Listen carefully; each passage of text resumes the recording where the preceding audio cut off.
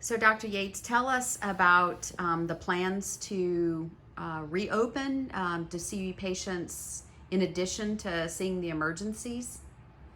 Okay, so we had planned on being back in the office May 9th. We found out we could be back a little bit earlier, but we're getting everything ready for this Saturday. Uh, so everybody's very excited about getting back to work, seeing our patients. Can't wait to see everybody. And there are some. It's going to be a little different. It's going to be a new world for us and the patients on how patients come into the office, all the PPE that we have to wear to protect us and to protect the patients. But it's going to be good, and we're really excited. So, tell me as a patient just some of the differences that I might notice.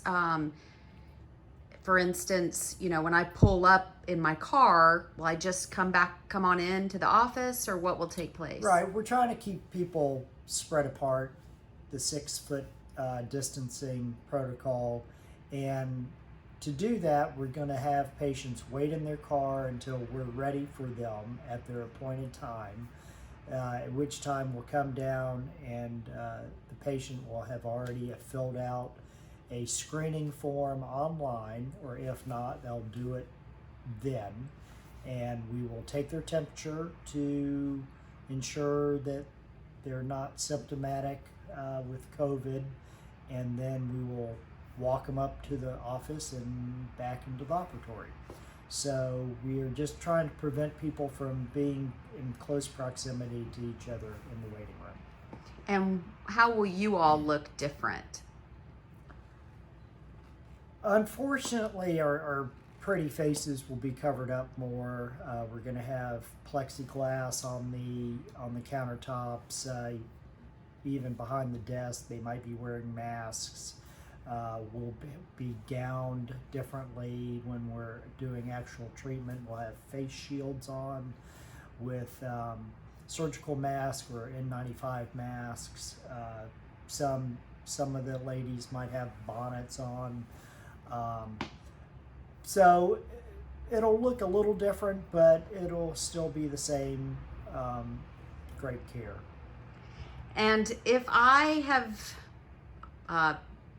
put off getting my teeth cleaned, or maybe I've got some issues going on, in light of everything that's going on, what would you say to a patient about their care? Well, it's really critical now more than ever to get your mouth healthy. If you've got gingivitis, periodontal disease, your body's constantly fighting this infection, this inflammation.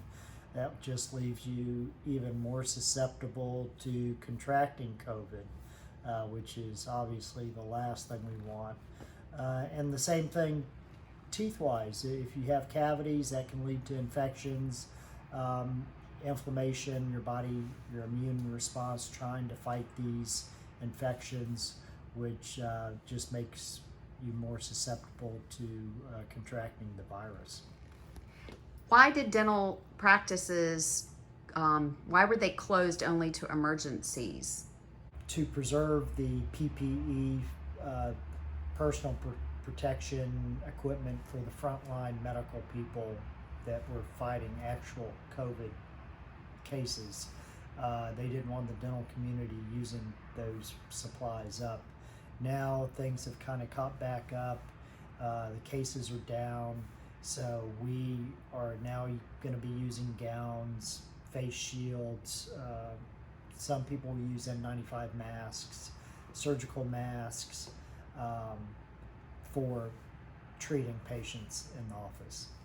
And during the time when we were only seeing emergency patients, what did you do with your the extra PPE that we had? Did have some masks and gloves that, because we weren't open and only seeing a limited number of patients, we felt we could donate to the intensive care unit at Palm Beach Gardens Hospital.